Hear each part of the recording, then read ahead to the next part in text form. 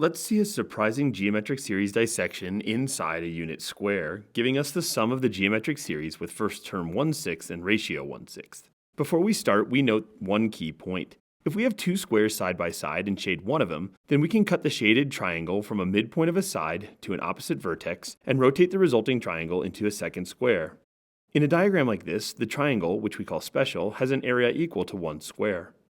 Now start with a unit square, that is, consider a square with side length 1 and thus area 1. First, divide each side into 6 equal lengths, thus creating a 6 by 6 grid in the square. Each smaller square in this grid is 1/36 the area of the original square, and since the square has area 1, each subsquare here has an area of 1/36. Now if we shade the yellow trapezoidal region, we've shaded an area of 1/6, as this region has an area equal to 6 of the subsquares in the grid. This follows as there are 4 fully shaded squares and 2 of the special triangles in adjacent squares. Next, the blue shaded triangle is a special triangle and thus has an area equal to 1 of the subsquares, and so we've shaded an extra 1/36. Now we can use self-similarity to repeat this process on the subsquare in the grid sitting on top of the shaded trapezoidal region. We cut this subsquare into 36 squares, shade a trapezoid equivalent to 6 subsquares enclosing an area of 1/6 cubed, and a triangle equivalent to 1 subsquare enclosing an area of 1/6 to the fourth. Then repeat again in the new subsquare on top of the newly shaded trapezoid, shading a trapezoid with area 1/6 to the fifth and a triangle with area 1/6 to the sixth. And just keep repeating this process. Each time, cut the subsquare on top of the newest trapezoid into 36 smaller squares, and shade a new trapezoid region and a new triangle region, thus shading areas corresponding to the next two powers of 1/6. If we do this indefinitely, in the limit, the shaded area matches the area of a triangle in the square that looks like this.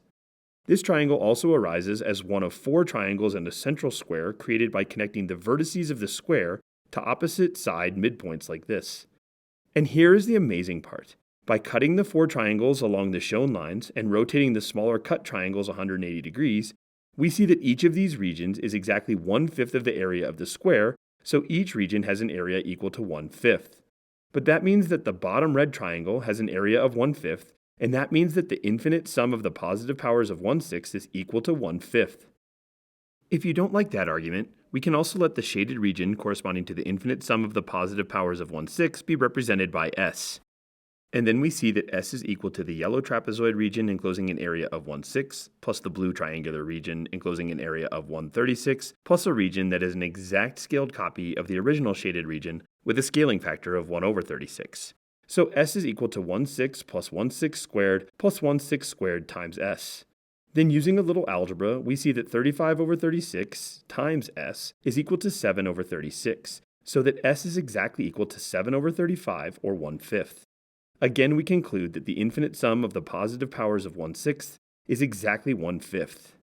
If you like this proof, check out my channel for geometric series dissections in a unit square for ratios 1/2, 1/3, 1/4, 1/5, and 1/9. Can you find a geometric series dissection in a unit square for the series with ratio 1/8?